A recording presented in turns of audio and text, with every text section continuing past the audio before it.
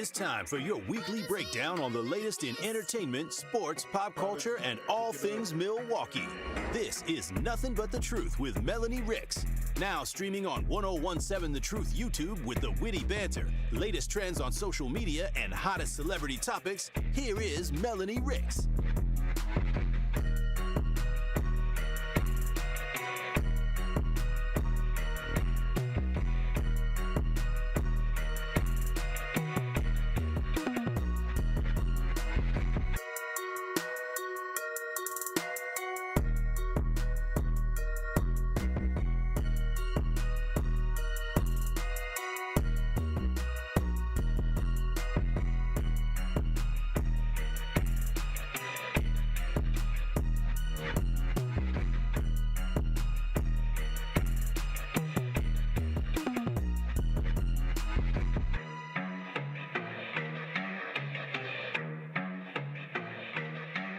No, there we go. There we go. Now we're good. I'm sorry, y'all. Today's my first day. No, so first off, welcome to Nothing But the Truth with Melanie Ricks. We are live in Stu. Had a bit of a situation on my way here, so I'm a little flustered. And then I had the wrong button, and then I was talking to Ben, not y'all. It was a whole thing, but now we're here. Hey, Benjamin, how you doing? Amazing. I love that for you. If I have to fidget the mic a little bit, don't mind me. I never noticed that it's in this like rubber thing because it's like coming off today, Ben. I don't know if you had any situations with that today, but we're gonna pretend like that's not happening. Whatever this is. Oh wow.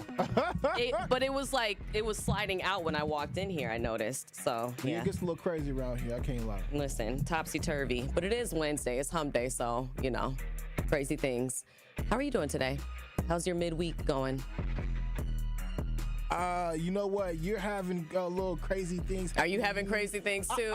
What's going on? I'm over here trying to work these headphones. What's going on in the universe today, y'all? Help us out. How are y'all doing? This is wild. Since Ben got crazy stuff going on, I got crazy stuff going on. How are y'all doing? Oh wow, that was a deep sigh. Hey, I'm just saying, man. It's Wednesday. It's Hump Day. You know, man. We're trying to get through it. You know what I'm saying? Hopefully it gets warmer this week, though. That's what I'm waiting for. I want the warm weather. So you know what's funny about you saying that? I agree. I want it to get warmer.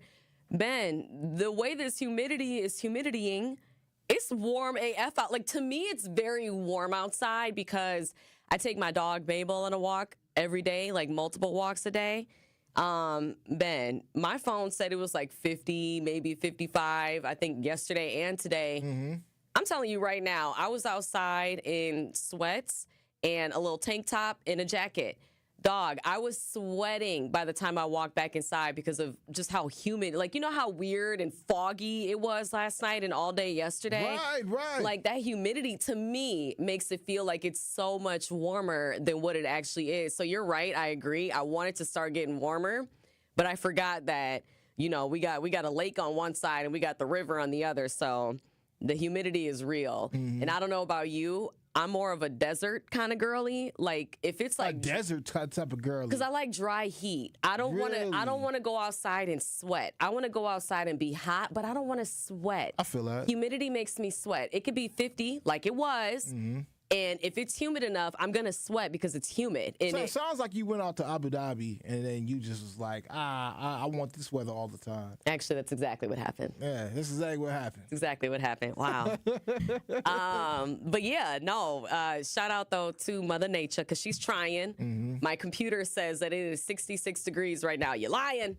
But it's trying to get there. It's getting there slowly but surely. June is approaching slowly but surely, Mel. And I know, you know, I'm a summer baby. You're a summer baby. Yes, I am. I want summer to be here now. I'm not ready for Gemini season, though. I mean, Gemini season is approaching, and you don't got no choice. That's probably why things are weird in the studio. You Geminis are up to your shenanigans. I'm not going to lie. With Donald Trump, who is a Gemini, is born on June 14th, all his shenanigans he got going on, I mean, this man is about to ban porn.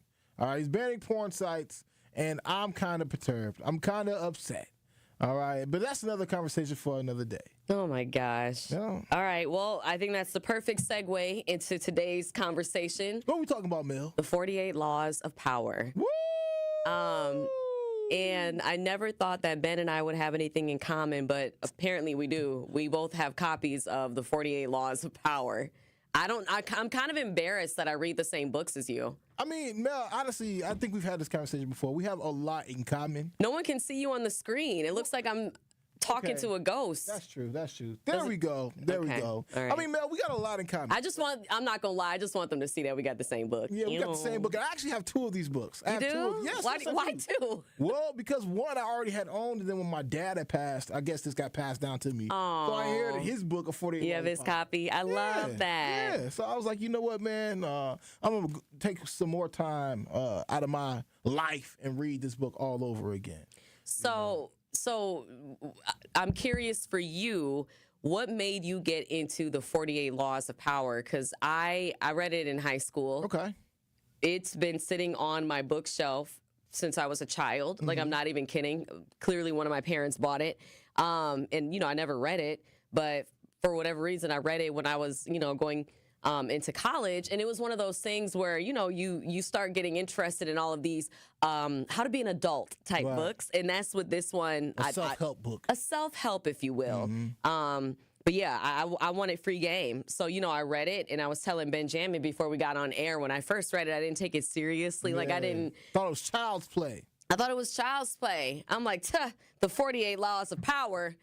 The 48 Laws of Mel will do me just fine. But, I'm still learning, as we all are. And I also said to Benjamin, I feel like a lot of what's in this book is very dated. So I want to talk about it. I want to hear what your favorite laws are. I want to know if y'all have read this book, what you think about it, if you ever use it as a guide in life. I was listening to some podcasts, and I was just reading like some Reddit posts, just getting ready for the show. And a lot of people were saying stuff like, this is like the straight man's Bible, or this is like a survival guide for every cisgender male, American male specifically. And I thought it was so interesting that so many people look at this as a book for men. And yeah, granted, when this was written, maybe, but like literally people are saying this should be called the 48 Laws of Power, AKA how to be a man in this world. Do you agree with that? Like, did this book, in your opinion, teach you how to be a man? There are things and lessons that I learned in this book that I have applied to myself to be a better man, but I wouldn't say that this book is sexist at all. It isn't for any specific gender. Do you think that's sexist for it to be for, like, more so for a man than a woman?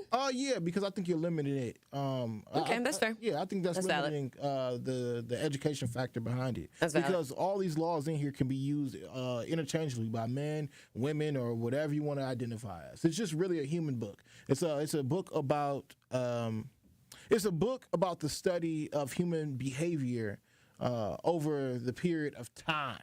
Right, like, so to give people a brief synopsis of how this book even came about. This is why I say, any and everybody out there, your life has a purpose to it. You may not be where you want to be at in life yet, but just know that your life is purposeful. Especially for, people in the Gen Z generation or the millennial generation. We want to be millionaires so damn fast that we have yet to live our life. So Robert Greene, when he wrote this book, he was 39. He was 39 years old, got fired from like his 35th job or whatever, and went back home, lived with his parents. And he felt like he was a failure. He felt like he was an absolute failure. Like, bro, I'm 39. I'm living at home with my parents. Like, what am I doing with my life? So, like I said before, he said he literally worked about 35, 39 different jobs or whatever in his lifetime. So that's from the time you're eligible to be starting work, from the age of 16 all the way up to the time he was 39. He had that many jobs in between, never really held a job over a year long. But what he did is when he went back home and lived with his parents, he was like, you know what? I have a life full of experiences that I've experienced that I can apply and put into a book. So he is also a lover of history. And he started to connect the dots, so to speak. So within inside of his own life and also lives of other prominent figures throughout history. So like the Machiavellis of the world, or the Napoleon Bonaparte types of people. He started to draw those types of connections and started to realize that there was value in that. So with that being said, he decided to write a whole book about it and give it out to the world. And so he did that at the age of 39. It ended up becoming a New York Times bestseller. It's actually one of the most sold books of all time. He went on to go write not only just this book, but a book called The Art of Mastery, which is another book that I've read of his. Super great for any creative out there. The Art of Seduction, which is a popular book amongst all the players out there. And then there's also I think it's the Art of Human Behavior or something like that.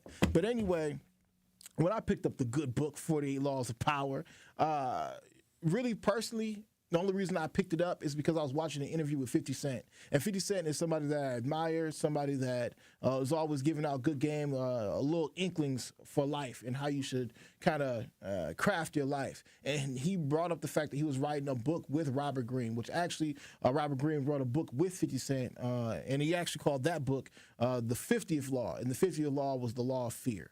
But anyway, once he had said that, I was like, oh, let me go do my due diligence, do my Googles, go back and figure out what the 48 Laws of Power is. And I remember starting to read this book at the age of 24, 25. And when I read the book, I started to realize how I can apply a few of these laws that are in this book to my own personal life.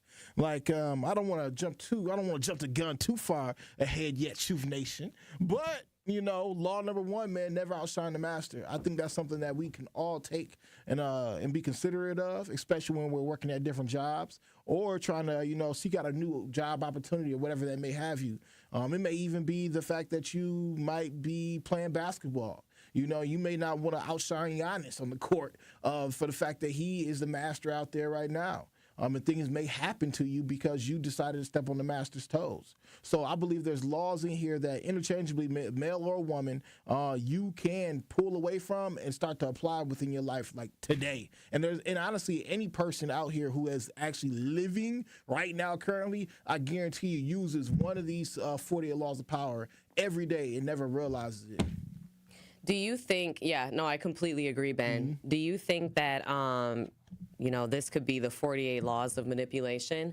Because that's a lot of people's issue with the book. Mm-hmm. I was asking a few people what they think about it, and I'm not going to lie to you, a large number of people that, got back to me were men. I don't know a whole lot of women that have read this book, and I know a lot of women in power. And obviously, there's a whole lot of guidebooks. When this came out, I think that a big part of why it was such a big sell, why it ended up becoming a national bestseller, is because, in a sense, it was the first of its kind in the way in which it was presented.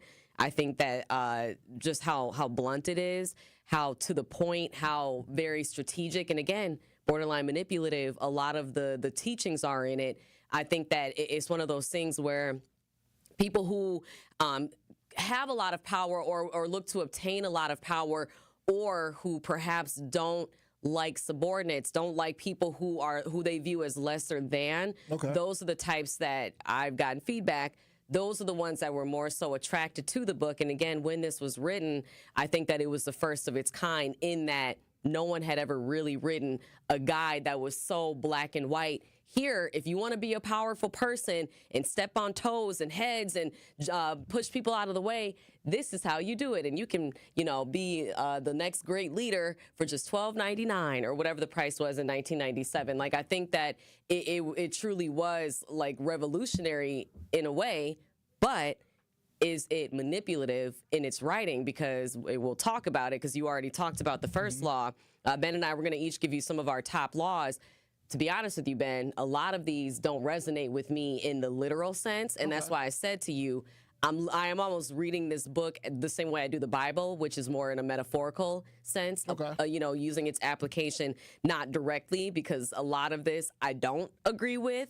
And real quick, before you answer that manipulation question, one of my favorite actually, this is a good one. Law number 2. Ooh. Never put too much trust in friends. Learn how to use enemies. So, ooh, I like this one. And that's valid. Mm-hmm. It's so valid. Mm-hmm. I understand what it's trying to say.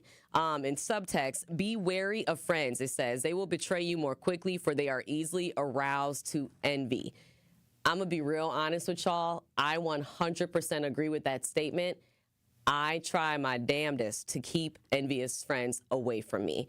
I don't believe in if your gut is telling you that there is jealousy amongst you, you need to let that push that person out, because you do not want a jealous person in your circle. They will tear your castle down. Man, in a quick second. Yes. You know, and they're waiting for you to fail. They're waiting for your downfall. In fact, they're probably plotting it. And you kind of need to try to find a way to weed those people out, you know, and through their actions, they definitely will show it, but it's up to you to act on that. To be like, I think this person is jealous and envious of me. I need to move around. I couldn't agree more. But that being said, it said, don't put too much trust in friends, learn how to use enemies. I think that you should be able to put trust in friends. Now, I know that you may not be able to.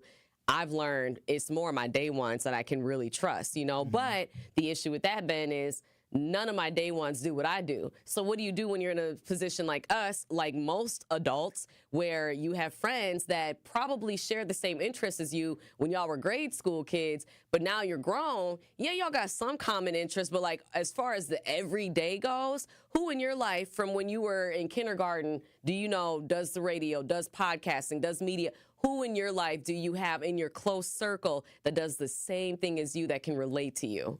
I mean, honestly, no one. You know, nobody from my childhood upbringing is in media the way I am today. And that's why I also developed new friends, you know? No, I couldn't agree more.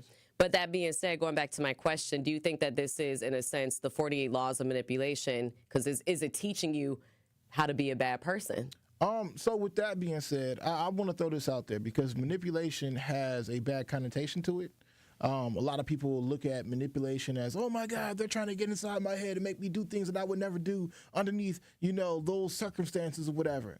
But I want to let everybody know out there that is listening, we all manipulate things each and every day. We're all out here crafting our lives. And if you're out here crafting anything, then you are, in a sense, inherently manipulating things. So whether that may be, hey, my car's dirty, I'm finna go get a car wash. I manipulated the dirt to get off my car. And that's you, in a sense, crafting your life to have a cleaner car.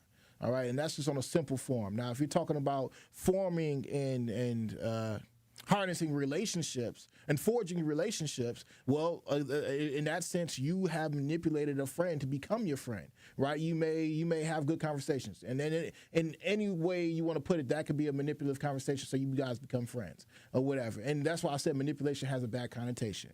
So is the book inherently manipulative, or can it be used for evil? For sure, it could definitely be. But anything can be used for evil. There we go. Because you know, somebody could have a gun and kill a terrorist that was about to, you know, blow up the whole building, and at the same time somebody could use a gun to kill somebody innocently. So that's what this book has with inside of it. It has the knowledge for you to do good with it or evil with it. It's truly up to you. But ultimately, I believe that it's there to help you craft your life for the betterment of yourself.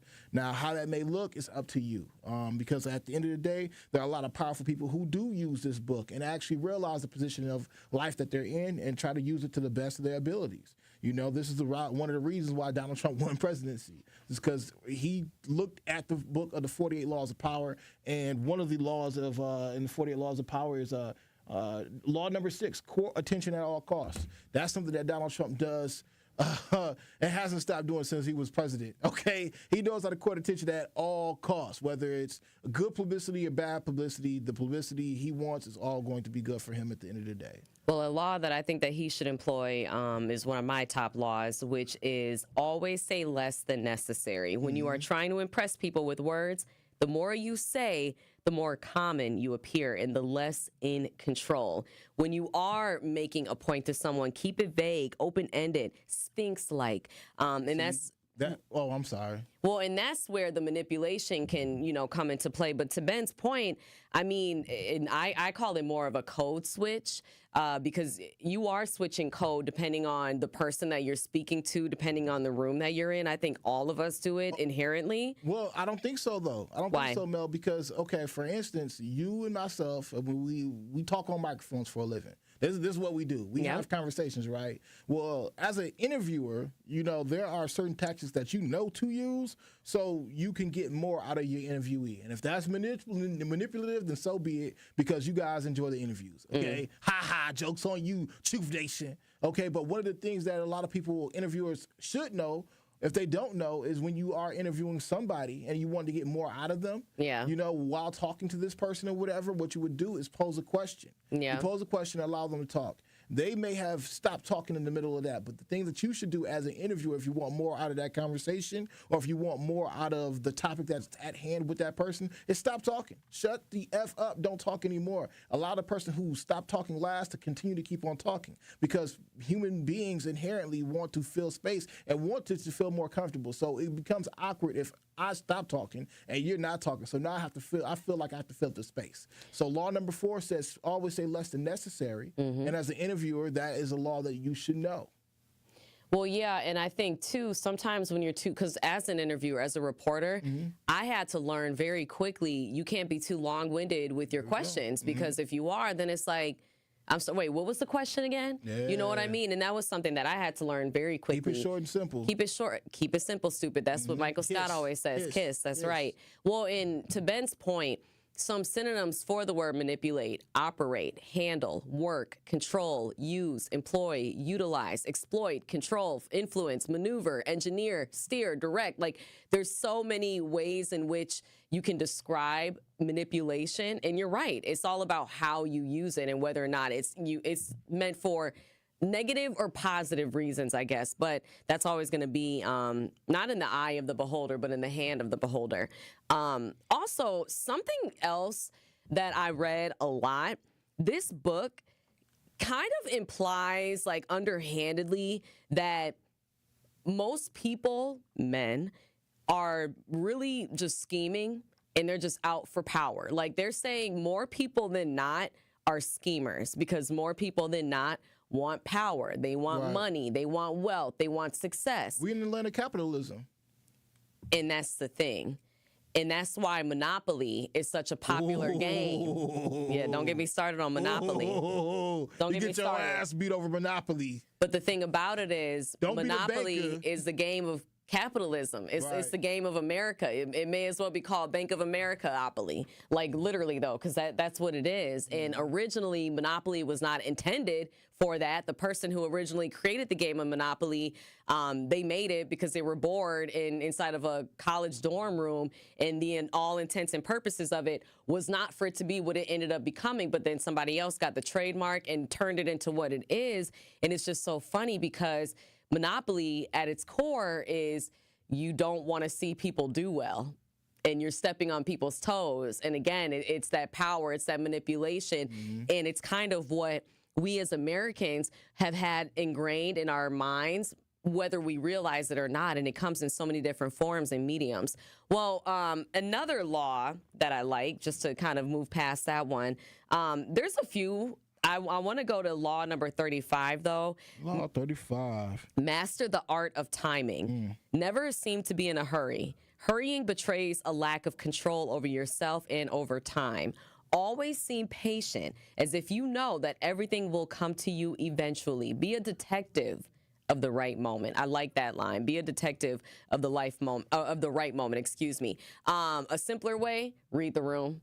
I feel like that's a way of putting it. But also, not only that, I feel like mastering the art of timing is mastering the art of self-control, really. You know what I mean? Putting things in order. It is about self-control. It is, because it's about being able to prioritize things and doing things in an efficient manner in which you're doing what you need to do, but you're getting it done where you're not rushed, you're not hurried, you're not missing things, you're not skipping over. You know what I mean? And so mastering the art of timing, to me, yeah, it's mastering that art of self-control, but it's hard to be in control of oneself when you're also at the mercy of the world around you. Yeah, that's real. And how do you master the art of timing when you're at the mercy of, I mean, I told you, I had some, kerflunks that happened on my way. And it was because of things that were literally forces that were being put in front of me. What? Like what? Enemies? Probably it felt like the enemy. But like, real talk though, when you come across a law like that, how do you master the art of perfect timing? Like, to you, what does that mean? I mean, to me, again, I think it's one of these things, especially when we talk about these laws, it's something you need to look at within inside your own life and figure out how to apply it. Like, when I'm thinking about these types of things right now, I'm currently thinking about the job that I'm doing currently right now. Right. And when I'm thinking about mastering the art of timing, one, I'm thinking about, okay, when I'm telling a joke, right, comedic timing. That's something people always talk about, right? It's comedic timing. Yep. Knowing how to tell a joke and how to hit it right on the nail. That's one of those ideas where the art of mastering the art of timing comes into play. Two, I think, especially for myself or just people out there, mastering the art of timing also applies to, knowing when to strike when that opportunity arises. Knowing that this is the opportunity that you've been waiting for the whole time, it's time for you to strike. So for me, that's what it really means. It's like knowing how to master the art of jumping on opportunity when the opportunity is there for you. Like, for instance, getting that new job that you may want, getting that new girlfriend or boyfriend that you want. Like, oh, am I going to send them a DM now or not? Is this a bad time? Nah, it's like just like you said before, reading the room and understanding the universe and the atmosphere that you're working with inside, and knowing how and when to strike when that iron is hot and not when it's cold. Mm-hmm. That's how I see it. And also just being patient and understanding, like, it's an art, right? Like it says, there it is. And they say you got to put in your 10,000 hours to master anything. Right. It takes time. It definitely takes time, man, and you got to just realize, what's going on around you before you decide to act on something. Because you could do it too soon, but if you do it too soon, then boop, it's not going to work out. But if you do it too late, it's gone already. And again, like I said, I can apply it right now to the job I'm currently doing because, even when I produce Tori's show, like learning how to produce and knowing when to take the call, when to drop the call, those are the types of things that, I had to use that law of power that you said was the 35th law? Yeah. 35th law of power to master the art of timing, because at the end of the day, callers call in, right? And the caller may call in and it's like, man, I don't really like this caller or whatever, so I can drop him right immediately if I wanted to, right? But that would have been the wrong time. He might have been in a good flow with the host, and now they were having a good conversation, but because I decided to cut the call off early, I ruined the conversation. Now my host is over here flustered. Then I could also cut him off too late, and he might have said a cuss word and I cut him off too late. Now the opportunity for me to strike and actually make certain that I fulfilled my promise as being a producer is done. It's kaput, because I didn't understand the timing aspect of what I should be doing. Right. Mm-hmm. Well, I want to say my third favorite law, and I'll stop there. Now, Ben, I know you only said one of yours. Sorry, it's law number 9, and I don't want to say it incorrectly. Win through your actions, never through argument. Woo! And I think that's powerful right there. I'm not gonna lie. It is. That one's a powerful one, and I think that might be my number 1. But I think that's so key. The subtext of that, any momentary triumph you think you have gained through argument is really a Pyrrhic victory. The resentment and ill will you stir up is stronger and lasts longer than any momentary change of opinion. It is much more powerful to get others to agree with you through your actions without saying a word. Demonstrate, do not explicate. I could not agree more with that. I've always been a big believer in do as I do, not as I say. Excuse me, because I know that people do the opposite. Obviously, do as I say, not as I do. I don't believe in that, and I know that it's kind of like a joke phrase. Yeah. But I really do believe in the importance of telling people who you are through your actions, leading through your actions, but also being able to come into a room and empower yourself through your actions versus through your words. Because you can be somebody who's a great debater, for example. I love that for you. That's really wonderful. Some people are just wordsmiths with it. Right. It doesn't mean that you're a good person just because you have a solid argument. And so I think that there's so much more to a person than what they say. And obviously, more often than not, people are going to show you better than they can tell you who they are. Right. And I think that applies in so many areas of life.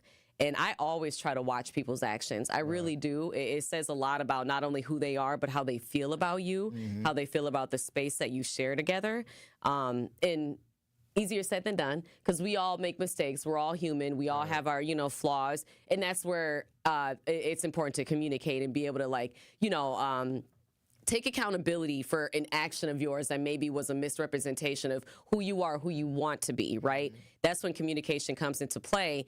But I think in the grand scope of things, it's so important to be a good person through your action, not just through your words. Because anybody can be a good person through words. It's easy. Right. It takes a whole other level to do it through action. Yeah, seriously, because when you do that action, that also comes with a commitment, right? Like Yeah. you do that action, Totally. you committed yourself to doing that action, you know? And then ultimately to kind of like piggyback off what you said, this is why I said this book is really about human nature. That's really what it's about. It's telling you how humans behave, why people lost certain rap battles. And I'm going to bring up Drake and Kendrick Lamar. Oh, boy. Because Kendrick Lamar continued to act and win through his actions versus Drake, who was putting up polls, talking about this, talking about that, but never really acted on anything. What were Kendrick's actions? Do you think it was the songs? Like, what do you mean by his actions? Okay. So first off, actions, right? I can put together the little timeline for you guys. Sure, indeed. And oh my God, this is another reason why he won for real. But not Family Matters. J. Cole and Drake dropped their song, Big as a Super Bowl, whatever. It's a good song, put it out there, but keep in mind that music video showed them being at the Super Bowl. That was the music video, right? You know where I'm going with this. Anyway, 6 months later, Kendrick Lamar, he baits the trap. He throws the trap out there for Drake to attack on. Drake goes and attacks. You think that was bait? It was bait. He baited him into that. And another thing in the 48 Laws of Power. I was just going to say, I'm trying to find it. Yeah. Keep going, though. Keep going. Because basically he knew that Drake mentally wasn't all the way there for a battle because Drake was just getting off a tour. Law number 8, make other people come to you, use bait if necessary. There you go. And that's exactly what he did. And mind you, I really believe it was intentional that Kendrick Lamar, when he dropped the track with Metro Boomin and Future, it was intentional for him to be like, no, leave my name off the song. So when, because that was an era of mystery. That's another law of power. When people hear my verse on this, they gonna listen like, wait, this a Kendrick verse? Hold up, let's hear it. You know, so anyway, it was good bait, right? So then after that, Drake drops another song. Now he's taunting Kendrick Lamar to come out. And there's another law here about that, like never underestimate your enemies or something like that. And anyway, Kendrick Lamar was cooking the whole 2 weeks that Drake is dropping. Yep. He cooks puts flames to that boy's ass. All right, that's what ends up happening. After that, we start to see Drake. We start to see Drake put out these different posts like whatever King Kenny or short man Kenny, whatever case may be. He talks about those things or whatever, right? Kendrick Lamar then goes and finally makes a music video to Not Like Us after a whole month of Drake not dropping anything. Like he actually quieted the man up. He drops the whole music video, has the whole west coast of Compton outside, Bloods and Crips all included. Everybody's out there. Fast forward to a year later, instead of J. Cole and Drake's music video, first person shooter, acting as if they was at the Super Bowl, he really was at the Super Bowl performing his record. Whole different scenario. Like first person shooter, when I saw the music video originally, I was like, bro, this was one of the best music videos of 2023. All right, it was one of the best music videos of 2023. But fast forward into the future, 2025 Super Bowl. Woo! The action was way more harder than the words that he gave us, the word service, the lip service that Drake and J. Cole gave us, all right? Because his actions throughout from the time of first-person shooter to the Super Bowl showed us that Kendrick Lamar is a supreme rapper. He's an elite rapper versus the mother cats. Like he said on the record, the block know I just strangled me a goat. Okay, so law number 9, again, win through actions, not through argument. Argument won't do what actions will. Come on. All right, and that's a fact.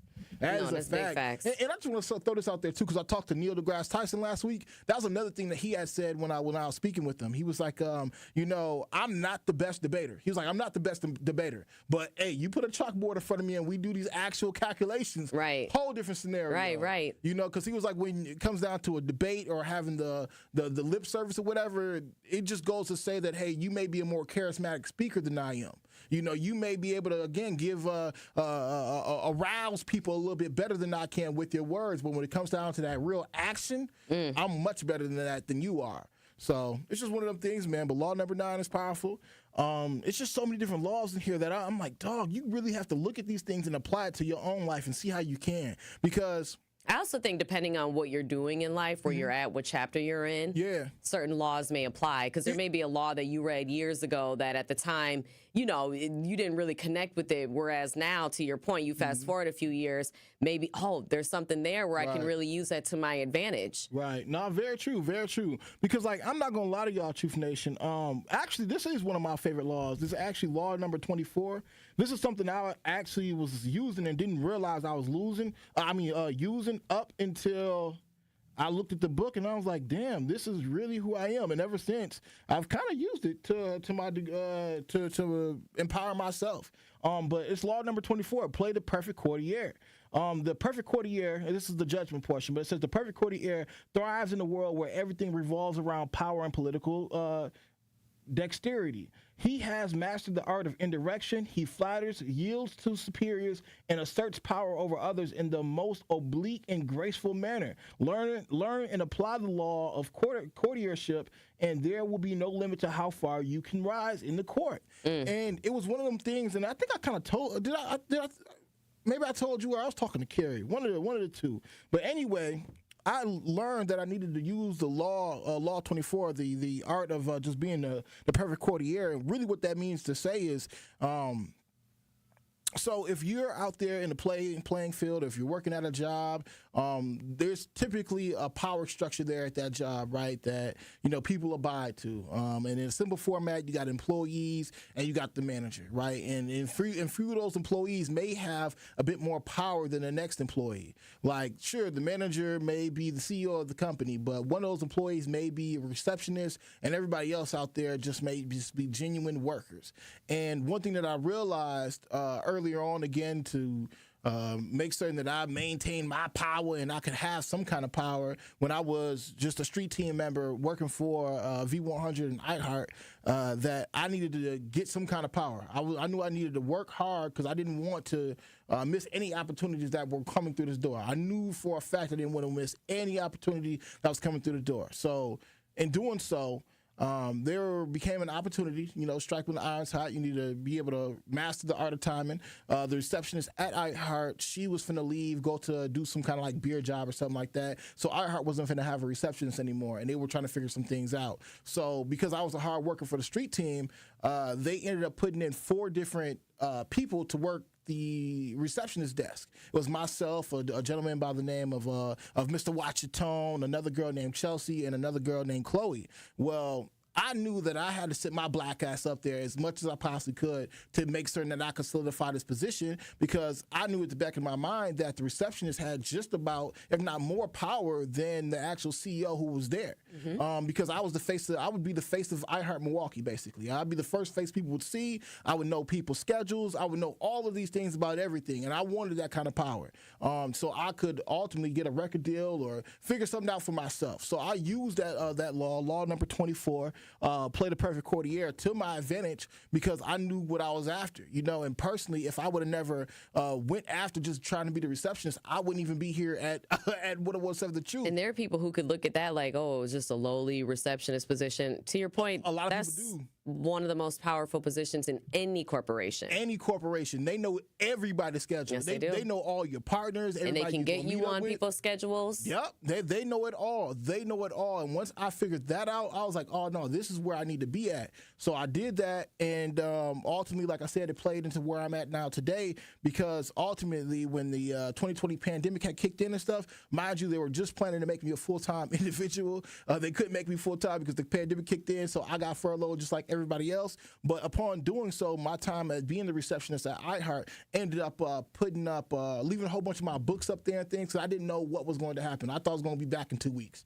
Ended up leaving my books up there, a few just my personal items. Ended up getting a call back like 6 months later, like, hey, Ben, you need to come pick up your items. Had I not been the receptionist, I wouldn't have got that call, because all my items would have been at home with me already. I ended up getting a call. They're like, Ben, come pick up your items. I ended up picking up my items. A famous radio DJ up here in Milwaukee, his name is Reggie Brown. He was walking past. He was like, hey, Ben, come over to my office. Come chop it up with me or whatever. Chopped it up with him for a brief 5 minutes. He ended up telling me about 101.7 The Truth, how I was about to start, told me to put in my application, and I did so, and here I am today. So that was me, young Benjamin, learning one of the 48 laws of power, law number 24, learn how to be the perfect courtier, because again, like I said before, the perfect courtier has more power than even the CEO of the company. But with that being said, that is how some people would say it was manipulative, or was this a young man crafting his life? And I would go with the latter. I was crafting my life, trying to figure out and wait for an opportunity for me to excel in life. No, I couldn't agree more, and that's free game right there, Ben, because you know, you never know when you're reading something, you're reading this passage, and then again, it may end up coming to fruition for you, and you don't even realize that, you know, subconsciously you're going back to those things that you read, that you learned about, you know, at some point, and you're applying it to your current situation. This is one, again, it sounds like the code switching of it all, because I think that a lot of things fall under that umbrella. Law 38. Think as you like, but behave like others. Ooh, so that's fire. That by far. I'm trying to tell people that now. Man, I tell people that to this day. I don't care who you work with. I don't care where, unless you are your own boss, you need to learn how to act like those you are in the room with. If, you know, you are in a situation where, let's say you have a boss or a manager who loves to make jokes, and I'm not talking like inappropriate jokes that you need to go along with and feel uncomfortable about. No, I'm talking about knock, knock, who's there? It's just me knocking. Like, I'm talking silly, whatever may have you jokes, and the whole room is laughing and you're the only one not laughing. It's such a small and minute example, but it's those small and minute moments that people are going to remember. You can think however you want to think about things, but you need to behave like the others around you, because there's a reason why those people are in that room collectively together. I do believe that, again, reading the room is so crucial. It's so key if you're trying to reach any level of success. And it's really hard to be on your own island, to be the only one, especially if you are working with a team, for a team, whatever have you. So I think it's really important to keep your morals, you know, be an independent thinker. But when it comes to behavior, especially if you're working with a group, with a team of people, try to get on the same page, read the room, and approach that room correctly. Because trust me when I say, when you find yourself on that island, it's really tough to get off of it. And life is just, like the workplace life is just so much better. It's so much easier, so much more enjoyable when you're able to find that common ground, those common interests, and you find the reason why you're in that particular room with that group of people. There's a lot of different, you know, things. So here, some gems, man. Man, I think the whole thing is something that everybody should read. I think it should be required reading. Like I said, I read it when I was young, and rereading it now, you know, 10 plus years later, I have a deeper appreciation for it. Again, there are some laws where I'm like, ooh, that's dated, or oh, that does not seem like it would make sense. But when you read deeper into it, don't just read the law, don't just read a summary of it, really read the book, dive into it, because it gives you, it tells you a summary. It gives you an observance of it, the interpretation, the keys to applying it. Like, it's such a, I mean, as you can see, this book is thick. It's not like there's, like, you know, 12 words on each page. So it really does a great job of deep diving, breaking down each law and how it can apply to you and your situation. Let me know if you've ever read 48 Laws of Power, or if it's something that you think you'd be interested in. Again, it's by Robert Greene. I think it's a really good book. I might read The Art of Seduction, but that'll be a different conversation for a different day. When we started this show, Ben was talking about how he's excited for it to get warmer outside. And we know that warm weather means that summer is finally here. And summer in Milwaukee is nonstop.